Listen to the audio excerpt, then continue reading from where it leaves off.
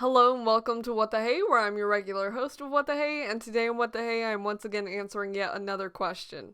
When I go into the magical composition book of knowledge, I see the question of what the hey is Skylanders? Now this question was asked by Gravity6, so hello to you and thank you very much for the question. So as far as a basic description is concerned, Skylanders is mainly known as a video game that consists of characters who defend a world called Skylands from evil villains like Chaos, who destroys the core of light and seeks to destroy the Skylands. You may think that that sounds a little complicated, and you're not wrong. It's basically like evil guy want to destroy everything as per usual. The game was first put out on October 13th of 2011 with the first game in the series titled Spyro's Adventure. The game has mainly been developed by Toys for Bob and it's been published by Activision. The game was composed by Lorne Balfe, so that's the person you have to thank for good music and stuff, which I actually do like the music, so props on that. Skylanders is actually playable on a bunch of different consoles, like the Wii, which actually apparently helps to further the gameplay because there's some stuff you have to do with motion control, but it's playable on a lot of different things. Now I'm gonna go into the 6 different games that are in the Skylanders series and I'm gonna say what year they came out. So the first game in the series, as previously mentioned, is titled Spyro's Adventure, which came out in 2011. Giants, the second one in the series, came out in 2012.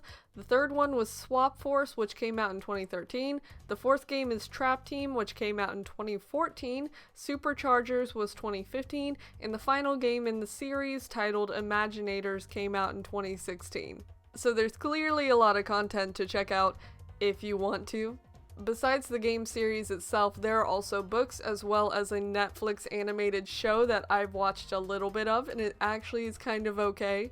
I've personally never played the games in my life, but I've seen my brother watch the show, and then sometimes I'll sit down and watch it with him, so I'm a little familiar with it. In terms of my general thoughts, I'm a little biased against it. I personally grew up playing Spyro the Dragon games, and I don't think they've ever done the design as dirty as they did with Skylanders. The early games made Spyro look good, the Wii version made Spyro look good, the rebooted version made Spyro look good. Skylanders did not make Spyro look good. But then the thing is, if you've never been introduced to Spyro before, or you're younger, it's good because then you don't have much knowledge beforehand of what you're getting into. In terms of the game itself, I think it's actually kind of cool. The characters that you play as come originally as physical little figures, and you get this portal thing that basically when you set the figure on it, it goes into the game and you play as that character. The characters also correspond to different elements like fire, water, and different ones like that. And depending on what you're playing as, you use certain abilities to help you get through the game, so I really like that aspect of it. So I think my one main problem with it is the Spyro design because it did Spyro dirty. I think everyone can agree with that. But that's essentially the answer to the question, so if you have any questions, let me know and I'll get to answering them as soon as I can. So thank you very much for watching. Bye.